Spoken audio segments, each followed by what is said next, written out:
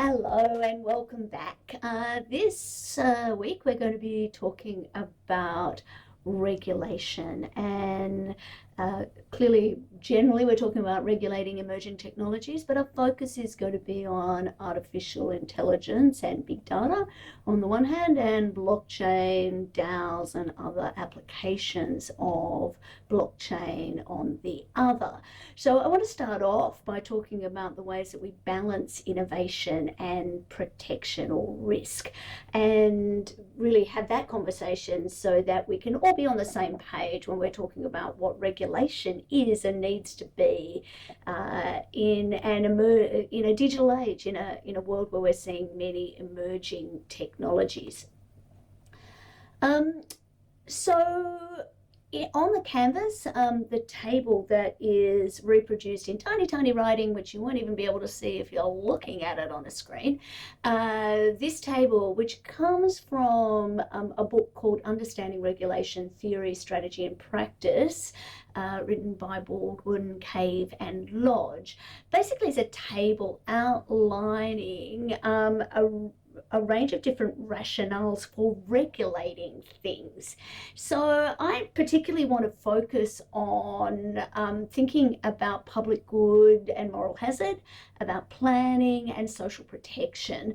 They're the examples I'm going to use today, but all of these could be relevant, and it's a really good idea for you to stop and just look at the different headings here and think about what that could actually mean, whether you agree that they're priorities or good rationales for regulating, and what that might mean in the context of AI and big data or blockchain.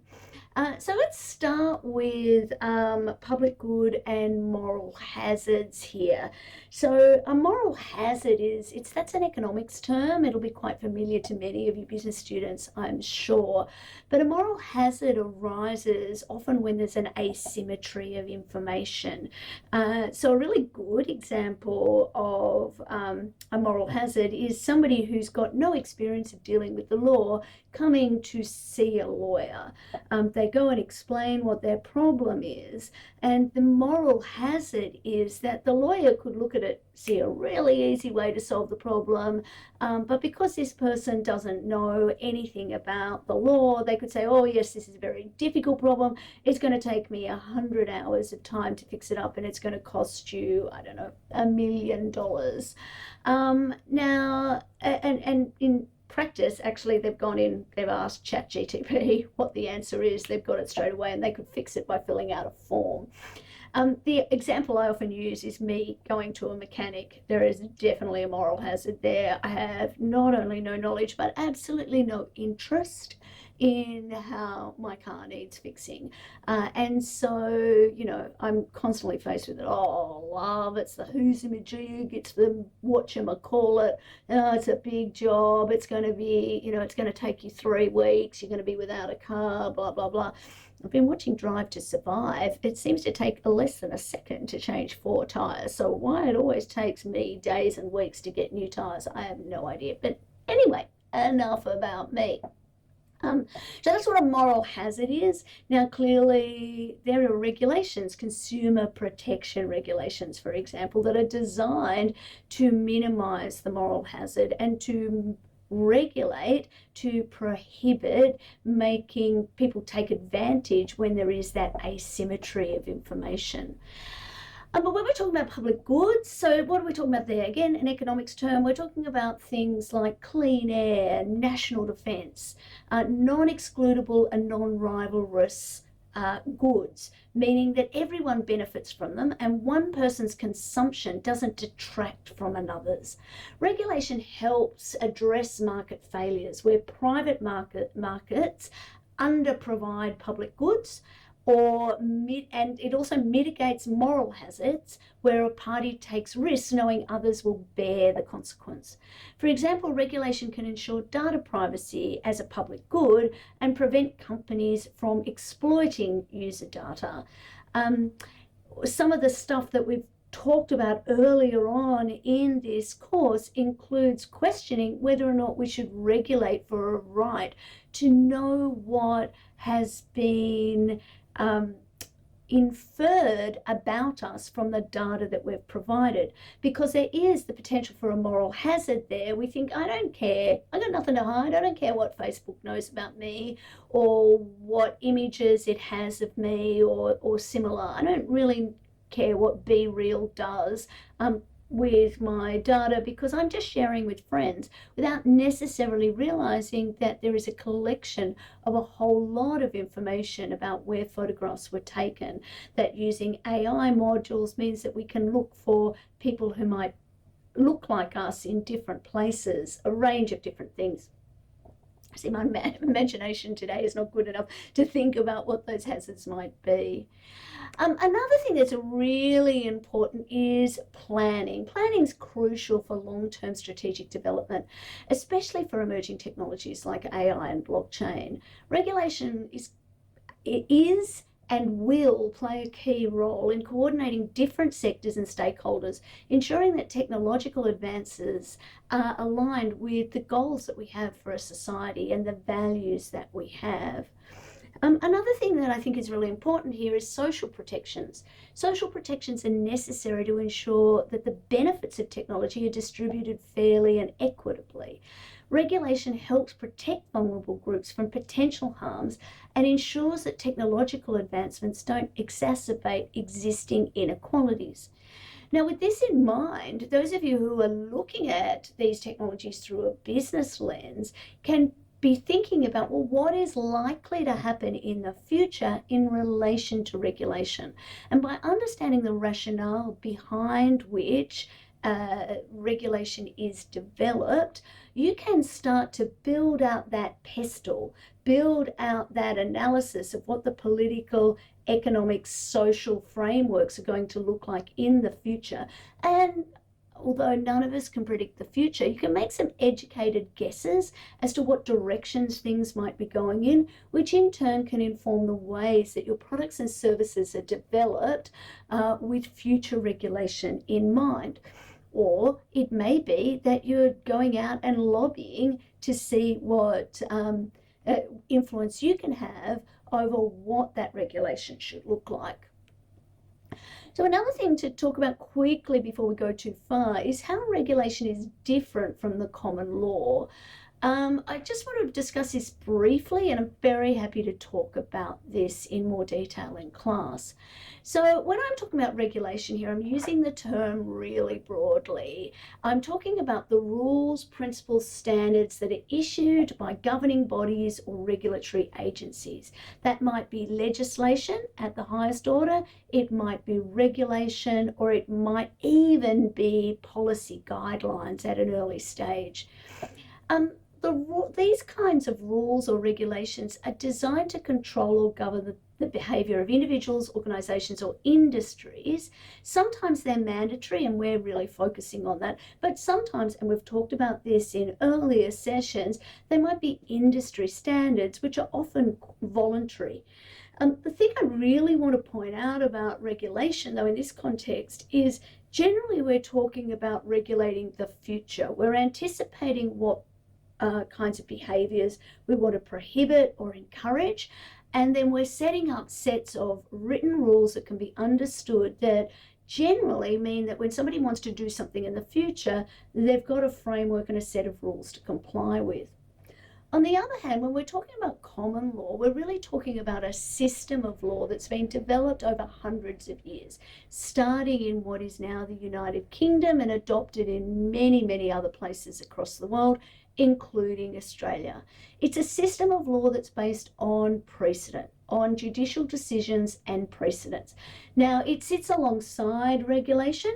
So as a general rule, when written regulation is, when legislation is written down, provided that the power is there for it to be written down, then the courts need to follow the regulation. And the regulation, as a policy decision, can decide to trump or override something that has been evolved over periods of time with the common law.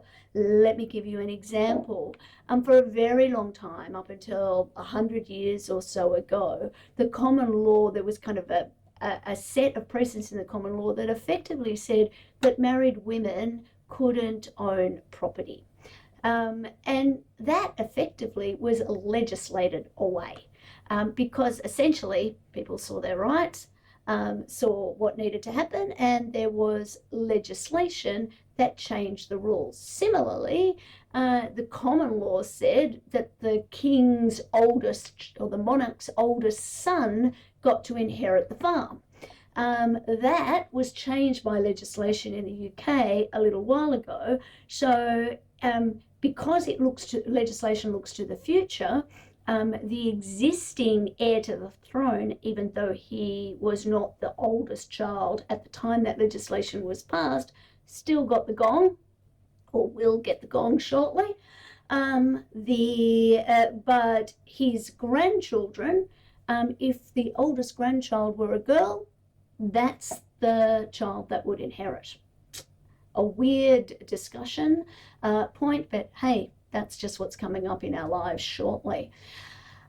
So I think this is really important, this idea that regulation requires looking into the future. Regulation is crucial for protecting the interests of businesses and community, as well as maintaining strong, responsive economies that can compete globally. Governments are always trying to balance how regulation works with the policy outcomes that they're looking for. So you read any of the regulatory websites and you'll see that Australia says we've got a robust regulatory and governance arrangements in place that provide essential safeguards. They ensure safety, social, environmental, and competition outcomes. Now, whether they achieve that or not, or whether you agree that the choices that have been made with what to regulate and what to not regulate are the correct ones or not, may well be determined by where you sit on the political spectrum, or what things you value as most important. So many people who value a liberal and open economy that has predictable outcomes when there are disputes will be looking for very clear regulation in relation to the resolving of disputes, in relation to the ways that contract laws work, for example, but we'll want a relatively soft touch on what kind of businesses you can do or can't do, and little, if any, red tape in the way that your business should be structured or taxed in particular. Striking the right balance between regulation and innovation is challenging. The rapid pace of technological advancement can outpace regulatory development. And if we've learnt nothing else, as we've seen the advent of ChatGPT and looked at the way universities in particular have struggled with what that means for the way they regulate their student cohort, I think there is no better example than that at the moment. Business models, the ways that we conduct our business, can change really quickly, and regulations can become outdated really quickly too. Predicting the impacts of new technologies and business models is, well, I was going to say difficult, but it's actually impossible, I think. And excessive regulation can hinder business innovation, growth, and job creation, even though it's been provided, or it's been set out to start off with the objective of increasing those things. Technological innovation and disruptive business models can displace established firms and products, altering the nature of work and offering more consumer choice, improved services, and productivity benefits. But of course, the people who are left behind don't necessarily see that as being a good thing.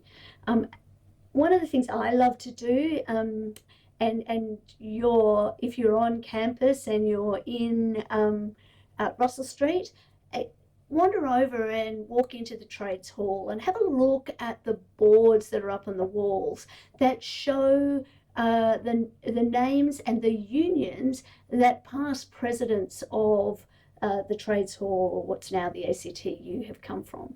Many of them are trades that you may not have even heard of: wheelwrights, hat makers, tailors, all sorts, I can't think of them at the moment, but all sorts of trades that as a consequence of innovation are no longer with us. Now, it is really interesting. Innovation tends to historically create more jobs, but they're different jobs perhaps from the jobs that we've been trained to do and that we expect to do. And so often people will be rallying, lobbying, if you will, for regulation that limits the pace of innovation as we think about what the consequences will be on our jobs. So thinking about ChatGPT and other large language models and what that means for the job that perhaps you wanted to do could be really interesting, because at the end of the day, I have no doubt clever people like you're going to be gainfully employed somewhere doing stuff that is challenging and interesting, but it may not be just reproducing words in the way that you expected. And so thinking about what that means and how those changes should be regulated is really interesting. So let me give you another example. In the context of AI, regulation needs to ensure that AI systems are used ethically and responsibly without stifling innovation. I think that's something we can probably agree on. An over-regulated environment could hinder the development of AI-driven solutions, for example, personalised healthcare or energy management, which in turn could improve the lives and boost the economy. Striking a balance between protecting privacy, security, public interest, jobs, while enabling businesses to explore AI's potential is going to be critical for ensuring both technological process and the well-being of our society. Similarly, for blockchain, regulations need to promote transparency and security without hindering the development of new applications and services that could in turn revolutionize industries like finance, supply chain management, and even digital identity verification. So all of this needs to happen, but it doesn't happen overnight. I couldn't find a good picture of red tape, so I want to talk about red tape as we understand it when we're talking about bureaucracy, not the red tape that I put on the slide. So basically, when we're thinking about regulating, there's a number of steps that are involved. Firstly, we need to decide, is there really a need for regulation? This involves recognizing a problem or a gap in existing regulations that require a new regulatory intervention. This could arise from market failure, public safety concerns, social and environmental issues that need to be addressed. Secondly, ultimately, we need a policy as to what that regulation should or should not be. Stakeholders, including government bodies, industry experts, public, members of the public, all of these can come together to collaborate to develop policy proposals that address the identified value. This involves researching best practices, analysing similar regulations in other jurisdictions, and gathering input from a range of affected parties. One of the things you'll find on the canvas is a podcast interview conducted by Aaron Lane, and he's interviewing Chris Berg.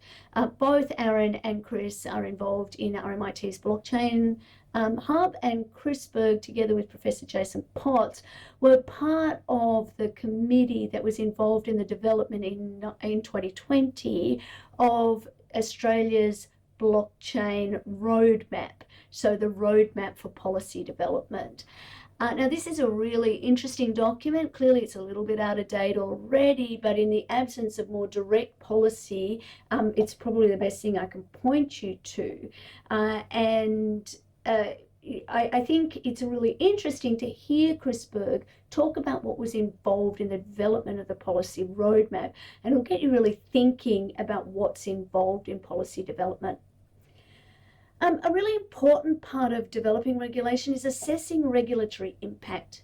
Before moving forward, potential economic, social, and environmental impacts of proposed regulation need to be assessed. This includes conducting a regulatory impact analysis, referred to as an RIA, to develop the costs and benefits of different regulatory options. Often these also identify potential unintended consequence and alternative approaches. Generally, we then move on to step 4, public consultation. Draft regulations are often subject to public consultation, allowing stakeholders, including business, industry associations, academics, and the general public, to provide feedback and express their concerns if they have them. The process helps to ensure the proposed regulation is practical, effective, and addresses the needs of all stakeholders. Next step, it tends to be revised. So it's not just draft, we listen to what people have to say and then move on. There are usually changes that happen between first draft and the policy and the final package. So the final draft is based on feedback received during consultation. And the draft regulation can be revised to address concerns or incorporate suggested improvements. Once the final version of regulation is prepared, it's submitted for approval. Now, I am purposefully not talking about a specific jurisdiction here. This process tends to be the same whether we're talking about council regulations or federal legislation and everything in between. In broad terms, it's pretty much the same. Even when we're talking about voluntary codes, industry codes, this is the sort of process that is likely to be followed. And so the next step, depending on the jurisdiction, of course, now will be the approval process. Depending on the jurisdiction and the nature of the regulation, there might be different steps involved. It might need to be reviewed and endorsed by a regulatory authority. It might need to be presented to a regulatory or a legislative body.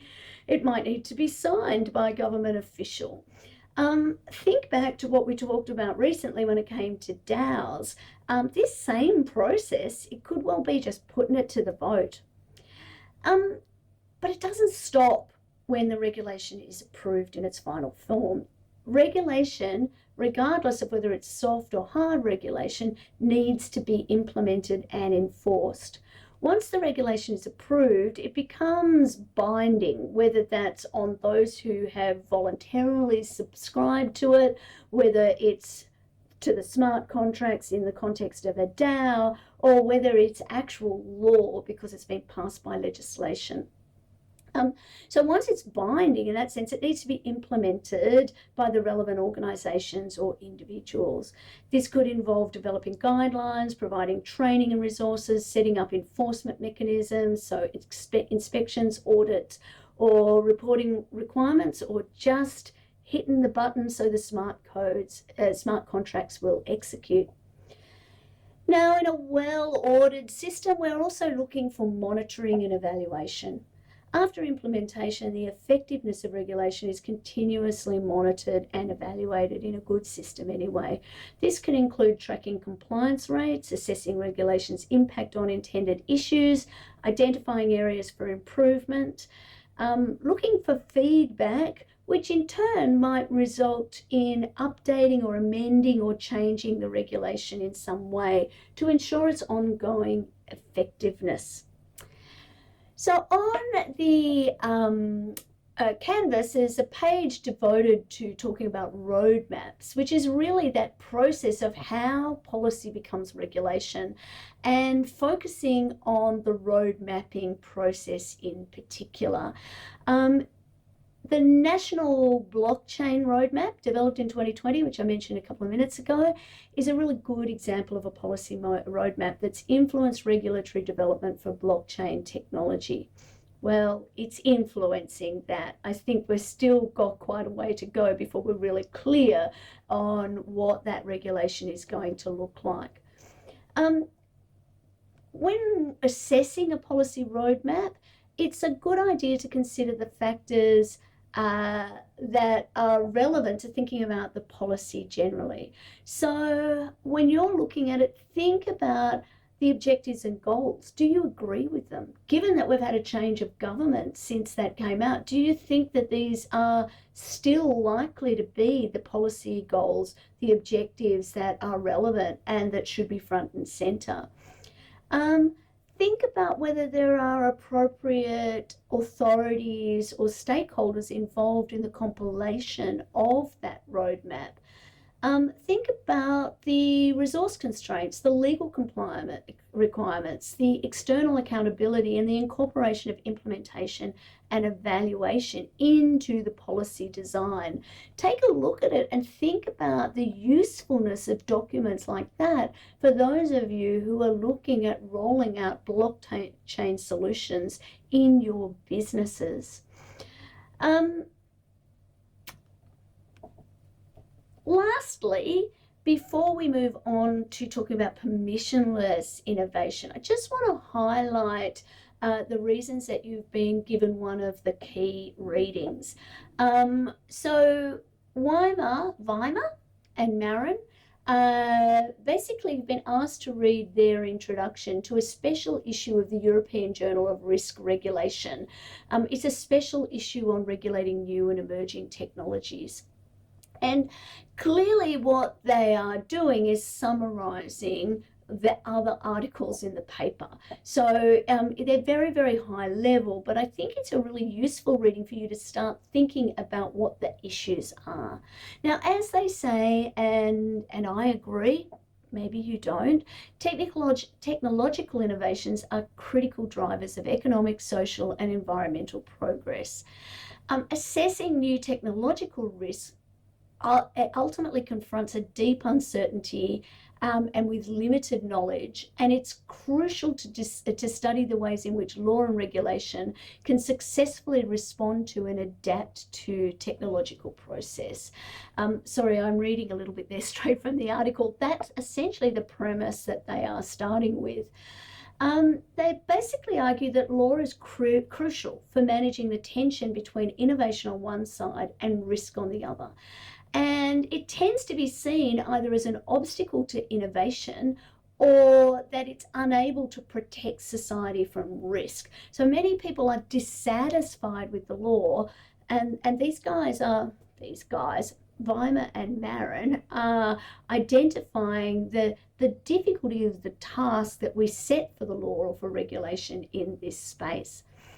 They look at the article particularly focuses on laws in the European Union, and they talk about the ways that EU law and regulation of technology has been an ongoing process of crisis, their word, crisis, learning, and adaptation.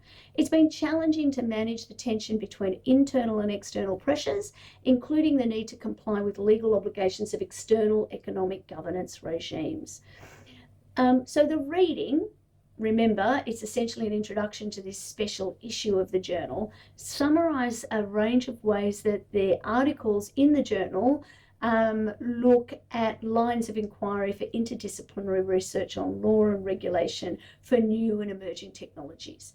So they talk specifically about trust as a crucial factor in stimulating regulatory learning among different stakeholders, and trust in the availability of legal protection when things go wrong. So trust is a key issue that we've come across over and over again as we've talked about innovation, blockchain, and particularly permissionless innovation, which is going to be the subject matter of my next video. One of the things I found particularly interesting is their summary of Roland de Bruyn's article, which discusses European law and the regulation of automated intelligent cars. So in other words, AI driverless cars. So this innovation is still under development, and it's an issue and a regulatory challenge that we've come back to a number of times over the course of this course. So De Bruyn shows how the autonomy and intelligence of automated intelligent cars puts into question the traditional category of causality. So going right back to the questions that we were raising when we talked about torts and artificial intelligence some weeks ago, when we were exploring this idea of who can be liable. So in the next video, I'm going to focus a little bit more on permissionless innovation, and I look forward to seeing you there. But as always, questions, concerns, compliments, frustrations, you know where to find me.